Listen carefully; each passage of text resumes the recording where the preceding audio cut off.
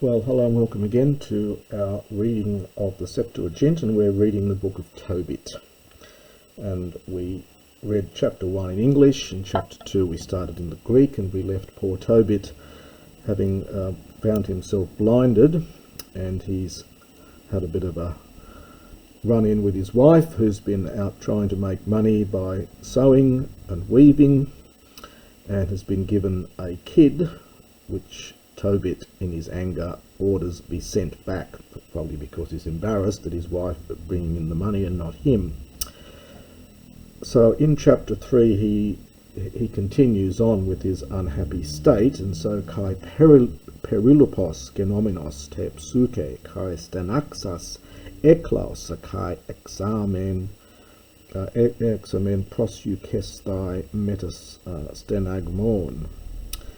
So he says, and being perilupos, very grieved, te psuke, in my heart, kai stenaxas, from stenasso, to groan, from stanasdo, and having groaned, I wept, and I began, prosukestai, to weep, with stenagmon, with groanings. And this he now prays. So he says, Dikaios a Kyrie, you are righteous, O Lord, and all your works are Dikaia are righteous, and all your ways are literally show pity and truth. One might compare this with Psalm 25:10 in the Septuagint, which says, Pasai hai hodoi Kurioi Elios Kai Elethia. So all the ways of the Lord are mercy and truth. This is a slight paraphrase of this. Su crines ton Iona, you judge the world, it will be here. Iona is a funny word. It can mean life, it can mean the age, often just has in earlier Greek just the sense of the world. So you are judging the world, and now you, O Lord, mne stati, well, it's a passive, but it's often used as a call to mind. So remember, it's an imperative here. Remember me, it takes a genitive. Kai epiblepson, and look upon me. Kai me ek dikeses.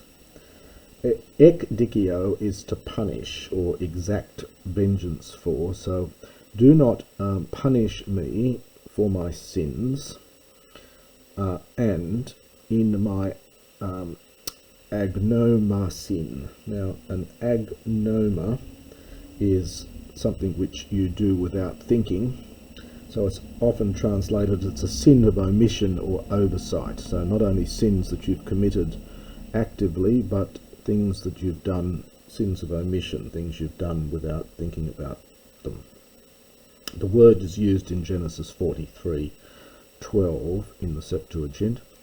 So in my oversights, and those of my fathers, in which, or by which, hematon, I sinned before you. Kai paraekusa, parakuo plus the genitive is to disobey, to take no heed of, and I disobeyed, I took no heed of your commandments. Your entole is the noun here. And I gave, you gave, from didomi, so you have handed us over to harpagan, well, to being ravaged, to being destroyed, being snatched away. It's from harpazdo is the verb. And to aikmelosia, it's an abstract noun, and to going into exile, they were taken into captivity, I should say, probably better there. So you handed us over to rapine, to being taken, and in going into exile and death. Kai es parabolan, here we get this use of parabole, which in the New Testament has a slightly different meaning. It's a sort of figurative discourse in the New Testament. Here it's just means a byword. So an example of don't be like them. So as a byword, and a lalema and prattle, kai on a dismon and a reproach, en pasintois ethnosin, among all the Gentiles. Probably it is the nations, ethnos, but often used of Gentiles in the Old Testament, among whom you have scattered us, from dias scorpisdo. Obviously we get the word scorpion from that. Kai nun polai su hai chryses, and now your many judgments. Huparko is often used in Greek, both classical and in later Greek. It has the sense of existence, but just used like the verb to be. So all of your judgments are true. Now we get this idiomatic expression here, the poiesai ex emu. It means something like in dealing with me. So the ex is occasionally used in place of en, also in the New Testament, and has kind of a range of meanings here. So your judgments are true in literally to do in me, or so in dealing with me regarding my sins. So a slightly idiomatic expression here. So all your judgments are true in dealing with me regarding my sins, because we did not literally make, so we would say keep, perhaps carry out your commandments, and we did not literally walk truly before you. Paruamai is often used in the Septuagint to translate the Hebrew halak, which is the verb meaning to go, but it's often used metaphorically in the sense of to conduct oneself, to live one's life. And paruamai is the Greek verb that is used to translate that. And so this often has the sense of conduct oneself. So you can just do it literally, we did not walk truly before you. Kai nun katato ariston su poieson metemu, and now do with me according to that which is pleasing to you. Aristos, it's pleasing. So according to your pleasure, we would say, act in regard to me. There's that use of poio again we saw a few lines earlier, but now with meta. Kai epitaxon, this is an imperative from epitasso, so give orders or instruct or allow my spirit, analabane,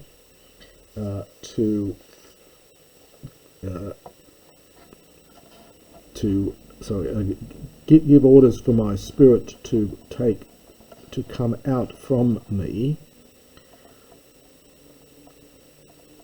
To give orders to take, I should say, to take up my spirit from me is better. So give the order to take up my spirit from me, so that, hopos, apolutho, aorist passive subjunctive here, so that I might be released from the face of the earth, kai genomai, and I might become gay earth. In other words, it's like ashes to ashes, dust to dust, so that I might be put in the ground and I'll turn back into earth again. Dia lucitele moi apothenein malon etsen, because lucitelio is often used, comes into the New Testament as well. It's often used metaphorically, also impersonally, I should say, in the sense of it is a benefit. So wherefore it is a benefit to me, apothenein, to die, malon a, rather than saying, this is an infinitive, to live. Because ekusa, I hear false reproaches, and there is much grief with me. O Lord, give the order that I might be released. Apotes anankes tautes, from this. Well, anankes has the sense of necessity, but often here it's the sense of distress or pressure, compulsion. So perhaps distress. It has a similar meaning in the Book of Wisdom 17:16. So that I might be relieved from this pressure, release me into the eternal place. Now, you should be aware that there's no concept at this point of an afterlife. The eternal place is just the grave. So at this stage, there is no idea of life after death. He's just had enough of living. He's had enough of being blind and poor. So he wants to die, to go into the eternal place. And do not turn away your face, O Lord, from me. Wherefore, Lucy tele, it is of advantage to me to die, malon a, rather than to see much ananke, much distress in my life, and not to hear reproaches. Now the camera angle now turns to the other part of the world, because we now have a new person introduced, who is Sarah, who is in fact a relative of him. Tobias, his son, knows about Sarah, but Sarah apparently doesn't know about them. And now we get a similar, and there's lovely parallels between what the prayer of Tobit here and what we're going to see is the prayer of Sarah. So on that very day, Sunebe, it happened. Now Sarah is dated here because it's just taken from Hebrew Aramaic, so it's to Sarah. You can see it's dated because of what comes next. Sarah means princess in Hebrew. So it happened on that day to Sarah, the daughter of Raguel, the one in Ecbatana of Media. Ecbatana was founded about 700 BC, and it became the capital of Persia. So it happened to Sarah, the daughter of Raguel, the one of Ecbatana in Medea, that also it happened that she was hearing reproaches, hupomias ton paidiskon, from one of the maidservants, to patros hiautes, of her own father. Dioti, because ein ek didomene. Now, ek didomai is a technical word to give in marriage, so to be betrothed. So, and this is a pluperfect periphrastic construction here. So, because she had been betrothed, andrasin hepta, to 7 men, kai Asmodeus to daimonion to poneron, apektenen autus prin agenestai autus metautes, kathepe apodedeg menon estitais gunaixin. So she had been betrothed to 7 men, and Asmodeus, the evil demon, apektenen, this is a later form, notice the double nu, it's a later form of apokteno, this is apoktenno, it's a more regularized form, so means the same thing. So Asmodeus, the evil demon, killed them. Prin A, we've seen that before they, literally to be with her, so before they had slept with her. Kathepa, just as, apodedeg menon is from apodake numi, this is a passive participle here, as it has been prescribed, or as it is prescribed for women. So, as is the custom prescribed for women. Now this Asmodeus is, the name comes from Old Persian Isma Diva, which is a demon of wrath associated with Ahriman, the god of evil, in Persian theology. This is the first appearance of this evil demon in Jewish literature. Later in the Talmud, he is called the king of demons. So this is the Asmodeus. We'll see more of this much later in the story. Kai apen aute he paidiske, and the servant girl said to her, rather unkindly, su he epoktenusa. There's a participle from that epoktenno. You are the one killing your husbands. Idu edi dedosai hepta andarasin kai henos auton uk onomastes. Behold, already you have been betrothed to 7 men, and you have not, borne the name of, this is from onomasdo, to take the name of one of them. So you haven't consummated the marriage, you haven't taken the name of any of them. There are, as I mentioned, there are other versions of Tobit. One of the other versions uses the verb oninemi to get the benefit of, but here it's hyponomasta, and you haven't taken the name of.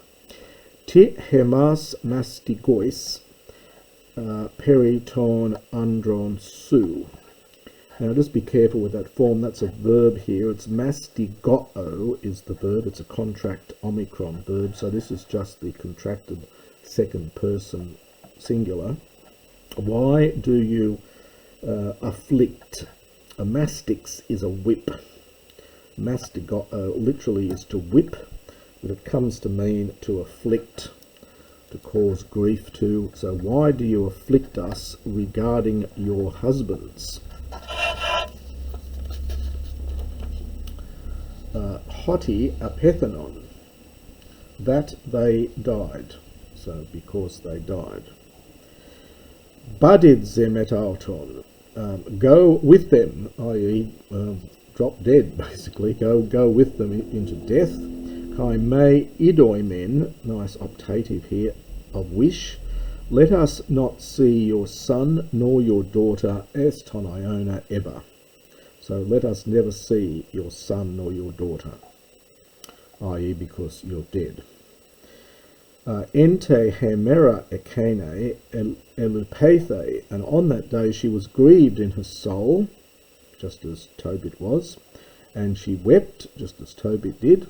Kai anabasa estan huperoion tu patros autes ethelesen apanxastai. And having gone up from Anabino into the huperoion, this is the upper room. This is a word that is in classical Greek. It comes into the New Testament as well. It's generally used for the women's quarters in earlier Greek. It's where Penelope goes to avoid the suitors in the Odyssey. So having gone up into the upper room of her father, Athelesen, she wanted apangsastai. This is a very strong verb here. It's middle. It's from anko with a chi here, and apanko. It's to hang herself, to throttle herself, so to strangle. So she wanted to hang herself. Kaipalin elogisato, and she reckoned again. So she had second thoughts about it, and she says, historic present, and here is her prayer: Me poti one diso sinton pateramu. May they never reproach my father. We get an error subjunctive here, and they will say. So you'd expect another subjunctive. You get a future here from ero, I will say. So never may they reproach my father, and they will say to him, Mia soi huparaken thugate agapete kai aute apexato apaton kakon.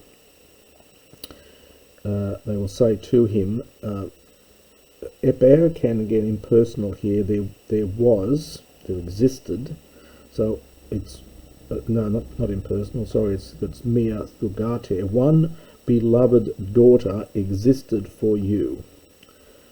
So you had one beloved daughter, and she hung herself, apaton kakon, as a result of her troubles. Kai kataxo, from kat ago, I will lead down the old age, togeras, this is the third declension now, neuter, togeras, the old age of my father, with grief, es haidu. You have to supply es ton oikon haidu into the house of Hades. Again, this is a standard expression from classical Greek. You have to supply ton oikon, the house, and it just becomes a shortened form es haidu. Ace doesn't take a genitive, you've got to supply ton oikon into the house of Hades. Cresimoteron, comparative, moi estin me apanxasthai.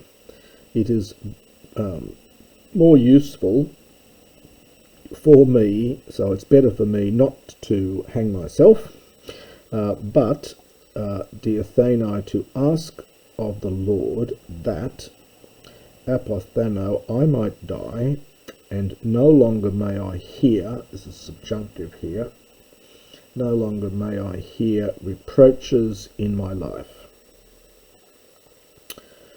En auto to Cairo, and in that time, dia petasasa, this is from dia pet anumi, this is the aorist feminine participle, so stretching out her hands, literally spreading wide her hands, we might say, stretching out her hands, pros ten thurida. The thuris is a window, so in the direction of the window, towards the window, she asked and said, and here's her prayer, eulogatos you are blessed. The is the vocative from theos, O God. El emon, merciful. Kai, and blessed be your name forever. And now panta ta erga is the subject of this one, neuter plural and plural verb here. This is from eulogio, satosan, may all your works, may they bless you. The satosan is this aorist third person plural imperative. These are different forms to what you see in classical Greek, but these continue on into the New Testament language as well. So these forms of the third person imperative, third person plural imperative, have changed by this stage into these forms, the ozan, satosan. So may all your works bless you, eston iona, forever. Kai nun, and now, the verb is at the end here, aneblepsa, I lifted up my face and my eyes, epi set to you. Now apon, be careful with this one, this is in fact note the accent, this is in fact an imperative. It's the weak aorist imperative. Son is the usual ending. They've used the strong root of the verb ape, and the sigma is disappeared. So this is really that son ending for the aorist imperative. Grant that. You can tell this by the accent. So grant that me to be released, aorist passive, infinitive, from the earth, and for me no longer to hear reproaches. You know, despota, O Lord, that Amy, I am pure, I am clean from all akathasia andros, all impurity of men. So we would say all impurity with men. That is, she's still a virgin. Kai uki emoluna mu to onoma, and I have not sullied, I have not, so moluno is the verb, to make dirty, filthy. I have not sullied my name, and nor the name of my father in the land of my captivity. Monogenes Amy, I am the only begotten for my father, so I'm my father's only child. Kai uk hupake auto heteron teknon, nor is there for him another child. Hina, in order that kleronomese auton, that he might be an inheritor for him, that he might inherit. Interestingly here, Sarah does not appear to know about Tobit and Tobias, even though they are in fact related in some way. Tobit, apparently, we hear later in chapter 6, we'll see that Tobit knows about her, has heard about her. So kleronomio is to inherit, to be an, so in order that he might be an inheritor for him, that is for a father. Udi adelphos, nor is there a brother near to him, nor does he have any brother nor relative for him, hupake, nor is there any brother or relative near to him, in order that sun tereso, I might keep myself as a wife for him. So within this very tight Jewish context, there was a lot of intermarriage amongst families and things. So she says there aren't even any other relatives that she knows about that she can keep herself for as wife. Ade, now apolluntai moi hepta. Yes, but now 7 of them have perished for me. So 7 of them have already died, and now we get this hina ti idiom. It's an ellipsis. There was originally something else in front of this, but even this idiom hina ti, meaning why, goes back even to Plato. You'll see it in Plato, and it's quite common in the New Testament. You'll sometimes see this written as one word. It just simply means why. So why estin, is it, well, we have to say, is it necessary, moi for me, still to live, imperative. Kai eme soi doke apokteno. Now this is from apokteno here, we get the other form of the verb. But if it does not seem good to you to kill me, Kyrie, O Lord, now eis akuson, hear my reproach.